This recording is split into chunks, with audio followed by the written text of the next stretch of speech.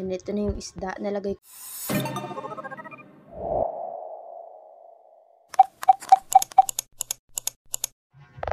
Hello guys, for today's video, ito nga, bumuhos ako sa isang planggana ng tubig kasi nilagay ko ng isda. Inugasan ko na isa, syempre.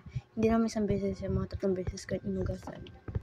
Yan guys, wow, yan, char. Ilaw pa yan. Yung binuhos ko yung pinagugasan ko ng isda. And then, kumuha ko ng bawang, and sibuyas, and luya. Ito na, sinimulan ko na siyang balatan. And next, yan, pinabalatan ko pa rin siya. Yan, pasensya na po kayo kaysa ako lang po kasi humahawak ng sipi na yan. Wala akong humahawak sa akin sariling vlog, sariling gawa. And then, hiwa-hiwa ko na ang onions. Wow, hinati-hati ko siya. Okay. Hindi ko alam kung tama ba ito. And then, nagsaing na rin ako sa rice cooker ng kanin.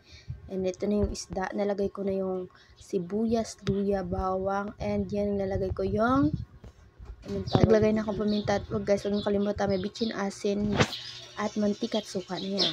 Okay na goods. At lulutuin na natin.